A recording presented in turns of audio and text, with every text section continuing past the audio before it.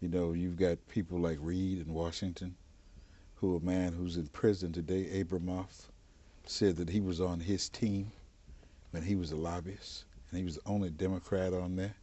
Nobody ever had asked him to resign when he was stated by the guy who went to jail saying that he was on his team. You got a man there for sex. You had another man there for who was a Stevens from. Nobody ever asked him to resign, and I think they ought to leave Rolland Burris alone.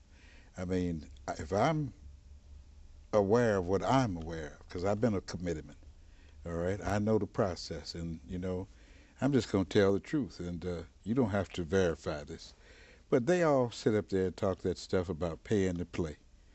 If you're going to have your name on the sample ballot, most of the time when you're a judge or whatever, they ask you to contribute $30,000 to the state Democratic Party to help get that little child. And to me, that ain't nothing but paying to play.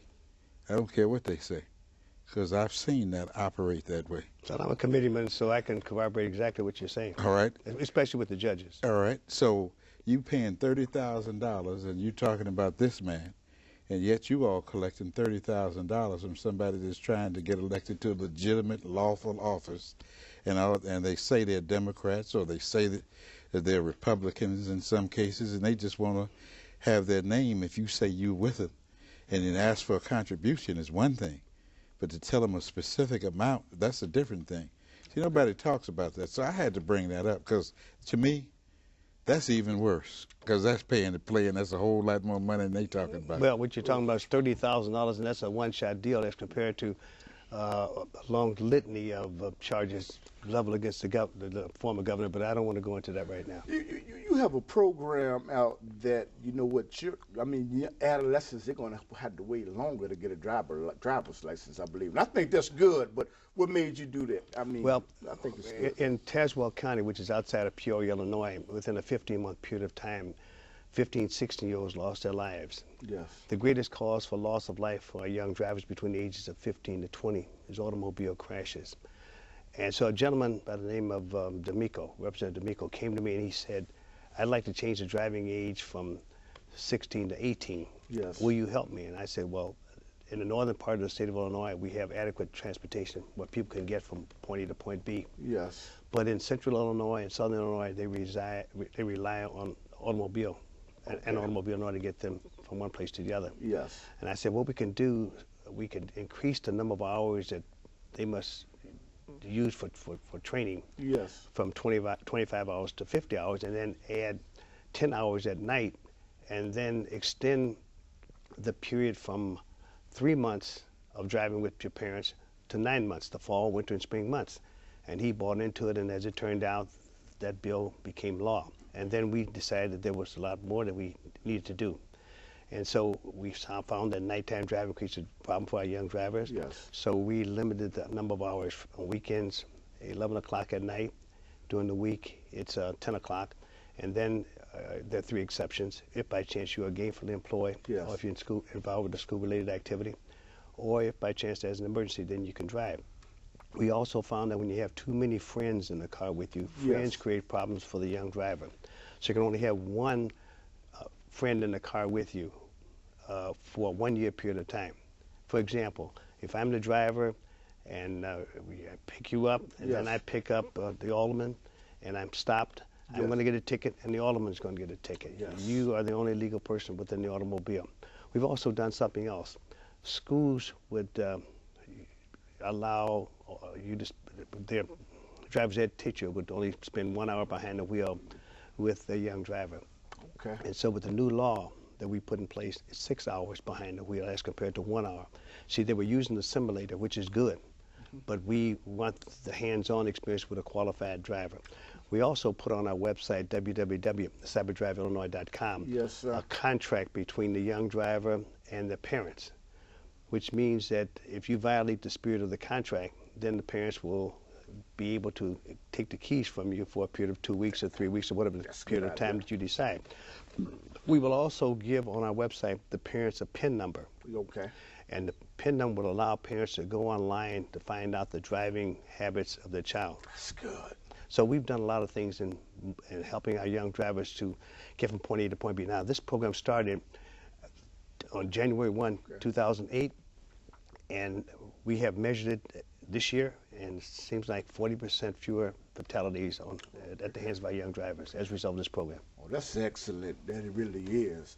Hear that, Chris Sonia? That's my daughter, so I'm gonna keep tabs on you. But anyway, you know what? We have a caller. Next caller, go ahead and beat the drums. Next caller. Hello, How you doing? I'm fine, Okay. and I'm an 82-year-old Afro-American Yes. and was raised here on the south side and the west side. Yes, ma'am. Now, what I didn't like about it, Rosenberg disrespected our black president. He could have waited if he felt his record was that good. He could have waited and run in the general election. Wait a minute. Are you directing the question to the Secretary of State? Because he's the guest right now. Hello? Hello? Are you directing the question to the Secretary of State? No, Because he's the guest. directing this to you and anybody else is listening. No, but you know what? Can you leave your number and I'll get back in contact with you because there's some people that want to speak to the Secretary of State. Thanks for watching, though. Okay? What you saying? I'm going to formulate that. Next caller, go ahead and beat the drums. In the state of Illinois, we've had more innocent black men sent to death row than all of the other states put together. And so, but yet we've never had a single lawyer or judge ever brought to or held accountable for the railroading of these innocent men, and most of them were saved from death row by first-year law students. Where are all the principled politicians? Why is there no hue and cry? Can I ask you, sir? Do you know what? Do you have a question to us for the Secretary of State? Because that's what we're interviewing. That's what we're talking about. Okay. What was you saying? Now, would you go ahead? Well, I can tell you, we were talking about what the state Democratic Party does, who I'll say it specifically, which is Michael Madigan, who calls himself the Speaker of the House. I'm not one of his preferential people, all right? One day I'll tell you why. But I think that all of this is created because of him, because he wants someone else, not necessarily his daughter, to be the senator. And I think that it all could have been avoided. This is a question for That's a question. Okay. How do you feel about that? Well, first of all, it could have been avoided if the governor had made his selection in due time. As I said before, it took him 5 weeks after Barack Obama was elected to the position of president-elect. But didn't he say that if the legislature passed and asked for a special election, he would sign? Well, let me tell you what he said. He said that he, and along with his lawyer Jensen, that Blagojevich would not make an appointment to that position after he was arrested.